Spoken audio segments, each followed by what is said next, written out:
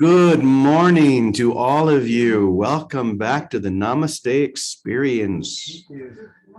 Everyone's walking in, smiles on their faces. What a beautiful moment this is, joining with our mighty companions with a single desire, a single unwavering commitment to the truth. Is that true for all of you? A single unwavering commitment. That's the key. An unwavering commitment to remember the truth of who you are and who you've always been. Now, that being said, we will waver, and that's okay. We will find ourselves falling in, falling out, but the willingness to be unwavering, the willingness to have only one goal and to be fully passionate about that one goal, that's really what we're here for. A little willingness. That's all it takes. Because if we play that guilt game of think, well, I thought I was unwavering in my willingness and now look at me, I'm right back. That's okay. That's all right. Don't beat up on yourself. Don't get caught in that guilt loop. You remember I've talked about the Hot Wheel track. You remember talking about that? When I was a kid, my neighbor friend, he had one of those Hot Wheel tracks, and there was a little garage type thing that you put on the track. It had two wheels that would spin, and when the car would go through, it would zing it out, then zing, it just kept it going. What was it called? Slot car. Slot car. Okay, yeah. And that little thing that zings it out is like the guilt within our minds. It zips it out every time. We just keep going around that guilt loop. It looks, the mind, the ego looks for that which to feel guilty about. And it will use whatever, because if you keep that guilt loop going, you never are able to simply stop and focus on the perfection of the moment. So what you would do, say, is instead of feeling, every time you feel that guilt, just say, whatever. So what? I did it again. Big deal. That's like creating a little space in that track. And that as that space gets bigger and bigger, the car can't make the jump. And at some point, the guilt loop just falls apart on its own. So don't worry about anything. Just be willing.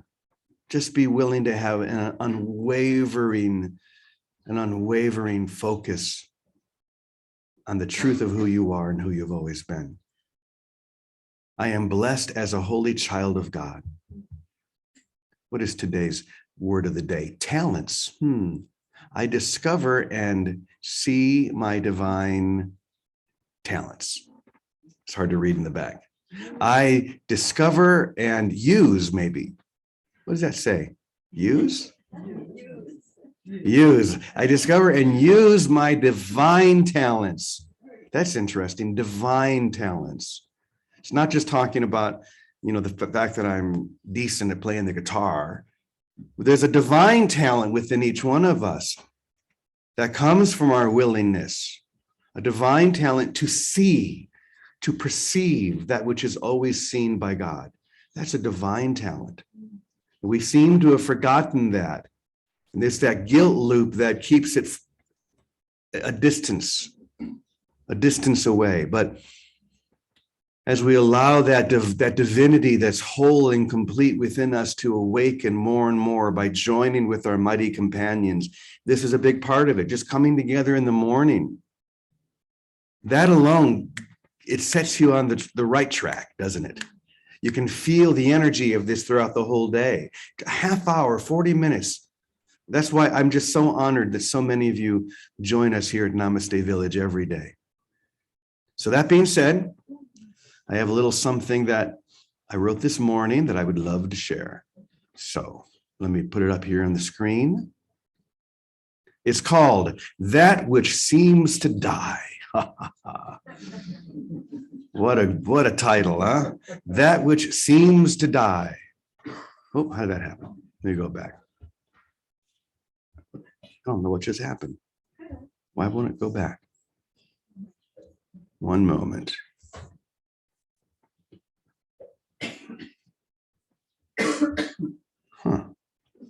There we go. Okay, so let me read this to you all. Can everybody in the Zoom room still see it? I forgot let me just see if I hit the share. Try it one more time here. Share screen. There we go. Okay. That which seems to die. Facing your fear, I love this part, facing your fear of an uncompromising spiritual commitment is the only thing left for you to accomplish.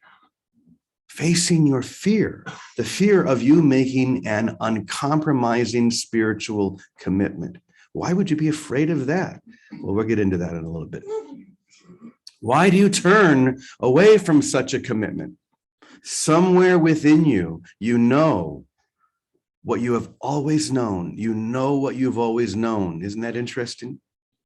And that fact is frightening if you choose to hide from what you've always known. If you choose to hide from that which you've always known, the closer you get to that which you've always known, the more fear that's going to awaken within you until you just say, I'm not going to be afraid of this anymore. It is a resolute commitment. There's no need for me to be afraid of an all-encompassing love. Love itself, the source of all love. So once again, facing your fear of an uncompromising spiritual commitment is the only thing left for you to accomplish. Why do you turn away from such a commitment? Somewhere within you, you know what you have always known. And that fact is frightening if you choose to hide from that which you've always known. You've always known that love is your foundation and your goal. You've always known that there is but one source of all reality, and that source is within you now. That source is within you now. When you finally confront the denial of what you know to be true, what you know to be true will overtake you. Isn't that beautiful? When you finally confront the denial of what you know to be true, what you know to be true will overtake you. When you feel the incredible freedom of an unqualified commitment to a single truth, you'll laugh at the absurd self-constructed obstacles that have kept you from enlightenment. That sentence there actually comes from my teacher. I was reading something that he wrote, and that just jumped out at me. When you feel the incredible freedom of an unqualified commitment to a single truth, you'll laugh. You'll laugh at the absurd self-constructed obstacles that have kept you from enlightenment. I love that. The absurd self-created obstacles. It just gets to the point where it's all absurd. How ridiculous. I bought into that. How could I? It's absurd. When you begin to see just how absurd it is, that's when you know you're on the right track. Okay. All you need to do in order to release those self-constructed obstacles is to say these words and to mean them with your whole heart. So here it is. That which seems to die is not I. That which seems to die is not I. We're going to come back to that in a moment. This is your freedom. This is the final and only step into your eternal reality. Claim that which has never stopped claiming you. So that which seems to die is not I. Now, we often talk here about the I am presence. We could even begin with that whole name that was given to Moses at the burning bush, Ehyeh Asher Ehyeh, or I am that I am. We could start there if we want. And there is this reduction into the single experience of I. I'll say it that way. So it begins with I am that I am. And then we as we enter more fully into the experience of that, it becomes I am that, which then becomes I am, which then finally reduces into the experience of I. Joel Goldsmith talks about this a lot. The thing about I am, the word am is about action. It's about identification. I am that. Okay, I am. When we come to that single I, this is the single extension of the love and the loveliness of God, right? The love and the loveliness of God is even beyond the I am experience. The I am experience is drawing us into that single I, where the truth of you rests whole and complete, eternal, unwavering, where there can be no death. So that which seems to die, which we've identified as who we are, the body, the identity, we know now that is not the truth. We've had that experience of the reality that is beyond all of those limitations. And so we begin by claiming the I am current within us. But even that must dissolve into the single expression and extension of I. That's why I love that statement. That which seems to die is not I. The I presence. So that's where we're going to jump off today.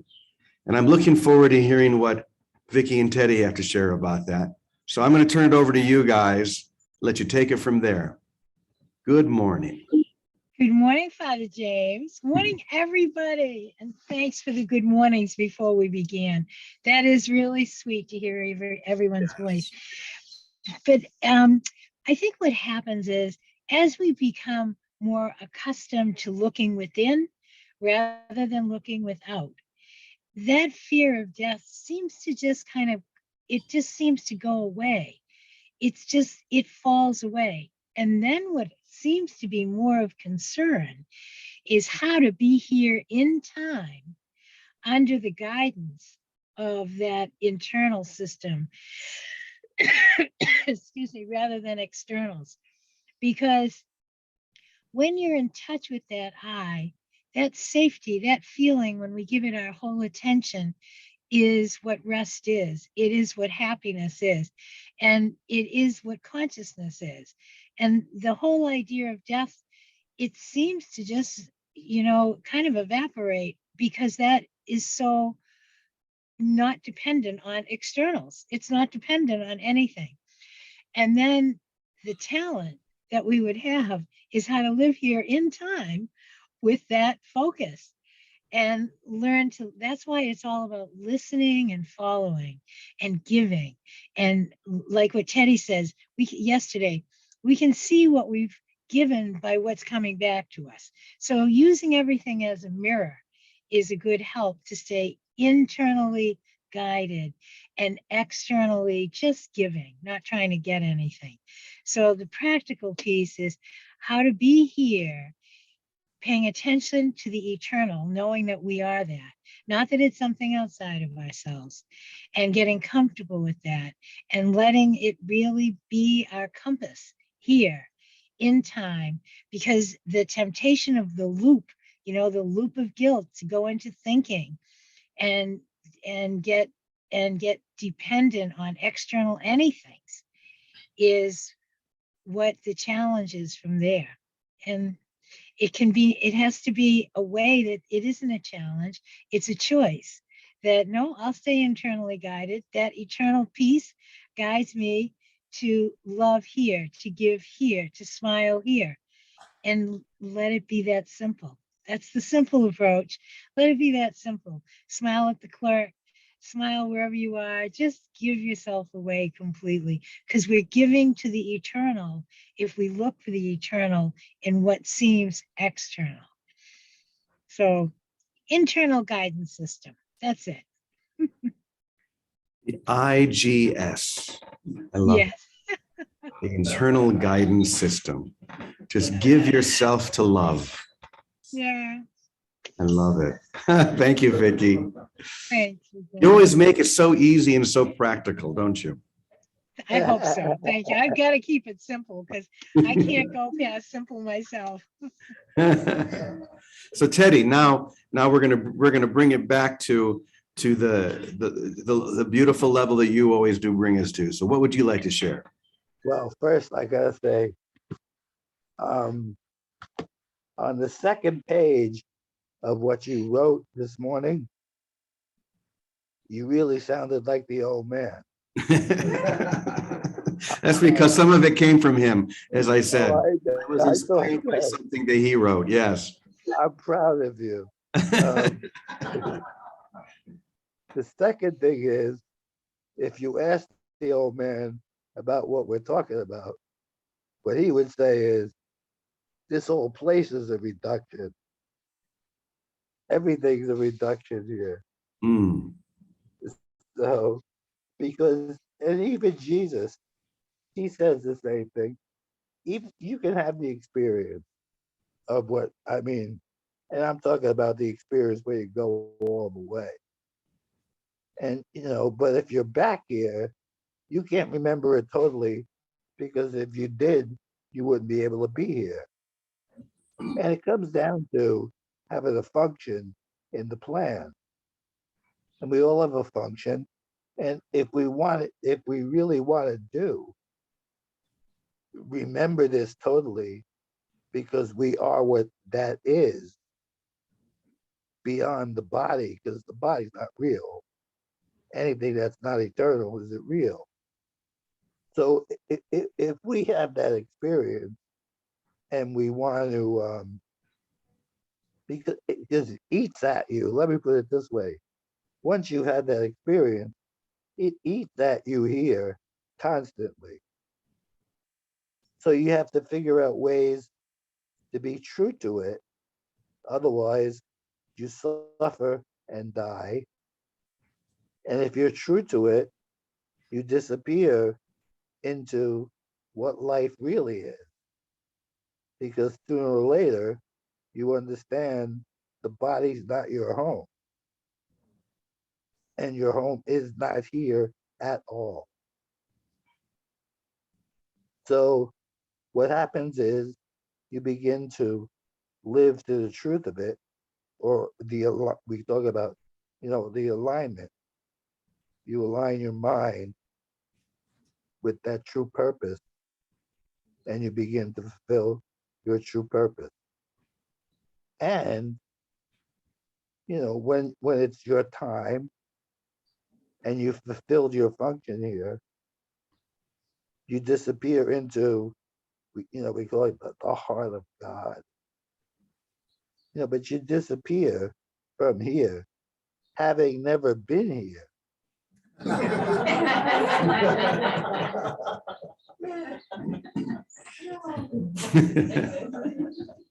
And then, you're just who you are in reality.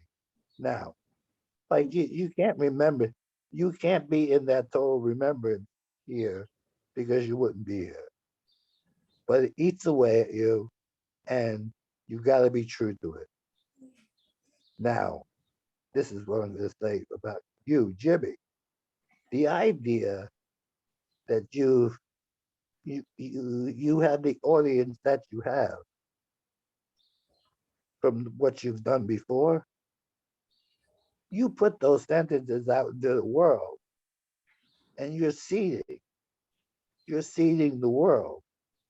That's a good thing at this point in time, because when people read those type of things, they don't totally understand them, but they definitely catch your attention, even if you don't like them. And that's a lot like the old man. He wasn't everybody's cup of tea, No, he wasn't. but the reason why he wasn't was because he was saying things that were so true. Like you're saying, you don't want to hear them. Yeah. And when you hear them, you got to live the truth of it. And look what, everybody, look what happened to Jesus. That's him living to the total truth of it. That's why he has the promise in the course. You don't have to go through what I went through, but you're going to go through something, and you're going to fulfill your function. And that's what we all want. And like you're talking about, when you gather, I mean, the fact that we come together in the morning and I can look at people or hear the vibratory frequency of truth and true purpose, even though I got it in me, it strengthens. And it makes it easier to take the day. It's all good. Thank you, Teddy. Beautiful. By the way, when Teddy or Vicky or some of us, we speak of the old man, some of you may not, I mean, who's the old man? I mean, who in the world is he talking about? Well, some of us were under the tutelage of a kind of a Zen master, Course in Miracles based, whack you upside the head, amazing awakened one that was sometimes called the master teacher, the old man. You never called him Chuck. If you called him by his Christian name, you could be in big trouble. But he was an awakener. He wasn't everybody's cup of tea, but he was definitely an awakener. And every once in a while, I'll see little quotes from him. It's like, spot on, spot on. And I'll just build on it like today. But as you were talking, Teddy, it was that line in today's little section here where it says, somewhere within you, you know what you've always known. That's the itch that we're always trying to scratch. Yeah, but we're never going to get to it in perception, in the world of form. We try and scratch it by getting a bigger house or making more money or getting a different partner. Those are all attempts to scratch the itch which we've always felt, but it's really simply that we know that which has always been known. And the only way that knowingness is going to finally emerge into the bright daylight so that we can live it and breathe it and emanate it is when we come with a single purpose to awakening, to wholeness, to love. It's as simple as having the single purpose to love no matter what. Let's bring it down to the simplicity of that. To love no matter what seems to be happening. That's the proof of the pudding. They will know you by your love. So I love just bringing these very high teachings down into a very simple, easy to understand nugget. They will know us by our love. Vicky and Teddy, anything else you'd like to share? I see Vicky's. Yes. Love greatly, live lightly. Love greatly, live lightly. I love that. Yes, Teddy, go ahead. Yeah, just like I'm saying, you're fulfilling your function. I mean, this gets out to God knows how many people. That's a good thing for people to hear exactly what you just said. People need to hear that. And you got the audience, and that's all good. That's all I can say. I guess I'm just a modern day Johnny Appleseed. Yeah, exactly. Throwing out those seeds, these little paragraphs that remind us. It's like that story that I've told before. I'll tell it again because it's just such a good way of understanding this. So there was a man who woke up one day and realized that he had been, for one reason or another, condemned to a prison sentence. And the prison that he wakes up in is basically a whole world where there are different villages and different towns, and there are forests and oceans, and some of the towns are terrifying. Some of them are really fun, really wonderful people. But he's told when he first wakes up in this prison, there's a wall. There's a huge wall, and maybe 20 feet in front of that wall, there's a huge yellow line. And that line he's told you can never cross that line and go near that wall. And there are snipers on the wall, and they're always watching you. You can travel around this world, go from village to village, from the ocean to the forest, wherever you want to go. You can go into frightening, very terrifying places. You can go to really fun places. It's totally up to you, but you cannot go near that wall, cannot cross that yellow line. So this prisoner, spends a lot of time traveling from place to place, meeting people, enjoying some, being afraid of others. And finally, he keeps coming back to that wall, and he just, there's something in him that he knows that if he crosses that line, well, he's been told that he'll be immediately killed, but he knows there's something else. He's been told that he will die, but there's something inside him that knows what it knows. So one day he decides, I'm just going to try it. So he takes one step and he waits. And no one does anything. No one shoots him. So he takes another step and another step. And suddenly, from over the top of the wall comes a rock. And tied to this rock is a note. And this note says something like, facing your fear of an uncompromising spiritual commitment is the only thing left for you to accomplish. And he reads that, and it's like, I don't know what that means, but I feel something inside me as I read it. So he puts it into his pocket. The next day, he walks up to that yellow line again. He takes that step, and just as he does, another rock comes flying over with another note tied to it. And this one says, somewhere within you, you know what you've always known. And that fact is frightening if you choose to hide from that which you've always known. Once again, I don't know what that means, but it stirs something in me. So he puts that in his twist pocket, and day after day, these rocks come flying over the wall with these little notes tied, and his pockets are now filled with these notes. And it's gotten to the point where he's no longer afraid to step across that yellow line and walk straight up to that wall, because this promise of death is no longer has the sting that it had. So he walks and he's looking around, and one of the snipers waves at him. No one shoots him. And as he gets to that wall, he sees the faint outline of light, like there's a door, and he can see the light coming from the other side. And he touches that, what turns out to be a door, and it opens on its own, and he steps out of the prison into heaven. And there's the one who's been throwing those rocks that whole time. You can call him Jesus, you can call him the Christ, it doesn't matter. But there is always one throwing rocks over that wall, seeding this consciousness, seeding this knowledge and this experience.